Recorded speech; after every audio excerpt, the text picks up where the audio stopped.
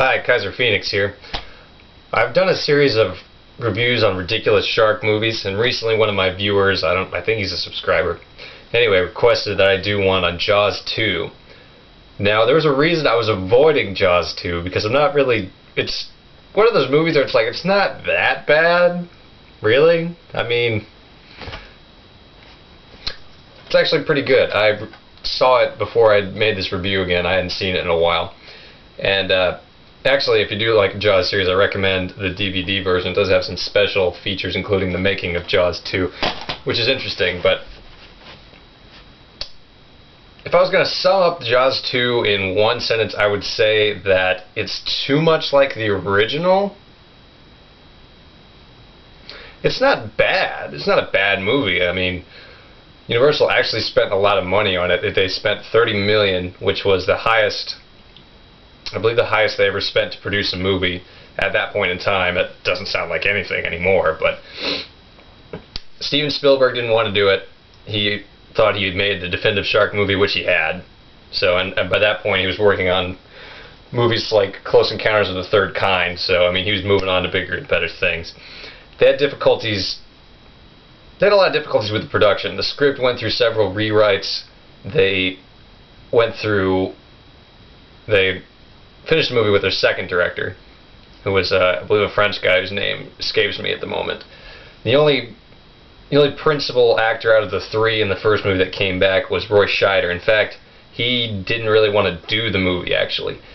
He was in Deer Hunter, as I would call him the lead, Robert De Niro's character, but he wasn't something wasn't working out, so he dropped out of that, and in order to fulfill contractual obligations with Universal, he did this movie. I mean, he got into it once he was there, but he wasn't really feeling it too much. The movie does suffer from the lack of Richard Dreyfuss and Robert Shaw. I mean, the first movie, those three kind of held the movie together, in addition with the robotic shark and the storyline. But in this movie, those two actors are replaced by a lot of kids, a lot of teenagers, including the guy who plays Mike, I believe the elder son of the police officer. Him and his friends, essentially. Honestly, by the end of the movie, I couldn't really tell who was who anymore. Some of them have some established personality, and others I just kind of lost track of. They're not bad. They're just, it's not Quint. They're not nearly as entertaining as Quint. Some of them are pretty funny, though. And obviously Lorraine and Gary, I believe it's Lorraine Gary. Yes, Lorraine Gary and Murray Hamilton return as his wife and the mayor of the city, respectively. Murray Hamilton, I don't believe, lived too long after the wrapping up of this production. In fact, he was going to go home to be with his sick wife, and they finished up his scenes. His performance is fine. The wife's performance is fine. They do a solid job. It's nothing that pops out too much. Really,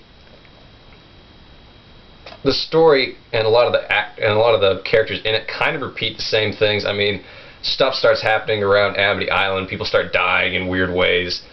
Some people actually witness it. Witness some of the attacks. Nobody really believes. Nobody really believes Chief Brody, because they don't want to look at them, because they basically want some condos to work out, and they don't want people to be scared and just sound familiar to you. Even the mayor's like, don't freak out this time. It's like, it's kind of a leap of faith. Wouldn't you think the mayor would be like, well, there can be a giant shark attack. Maybe I should be careful. Or, on the other hand, it could have been like, hey, this happened once, this was a once-in-a-lifetime thing, how could it possibly happen again? So they don't believe him. The kids go off and do their own thing, which is kind of similar to what happened in the first movie. Even Chief Brody told his son not to go out there, and he did, and he got an encounter with the shark. This time, a bunch of little kids go out there, and they get hunted down by the shark. Eventually, I don't think the mayor ever actually lets him just go off there and do it. I think he just kind of takes the police boat and leaves, which that's fine. It's cool. It's whatever. And then you get some more action with the shark. The shark They even stated in the documentaries like they couldn't do the whole like not show the shark for 2/3 of the movie because you've already seen the shark. You know what it looks like. You know, it's not, I mean, what's the point?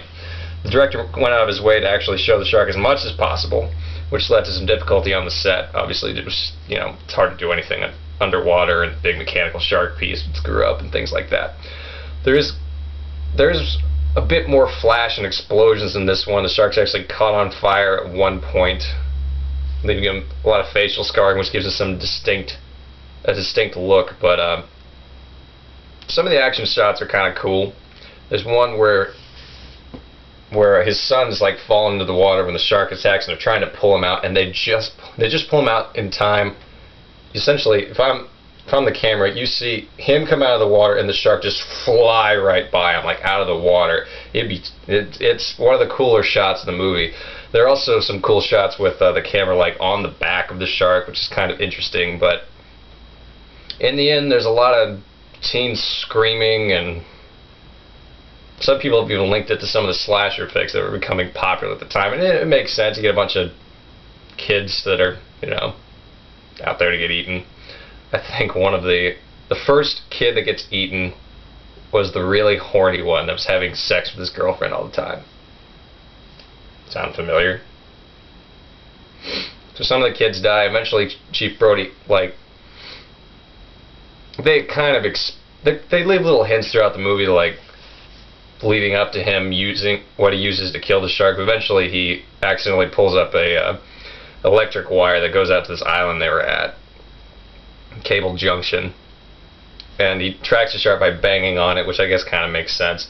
The shark tries to get him, bites through the wire, and essentially gets shocked and catches on fire, which is interesting. In fact, it's no shooting the scuba tank out of the shark's mouth, but I wouldn't say it's a ridiculous shark movie. It's good. It's just kind of sticks too close to the original. If I want to see the original, I would just see Jaws, because it's just better. It's not nearly as bad as Jaws 3 and 4 or some of the other things I've done, but it's worth checking out. Scheider is always a good actor. So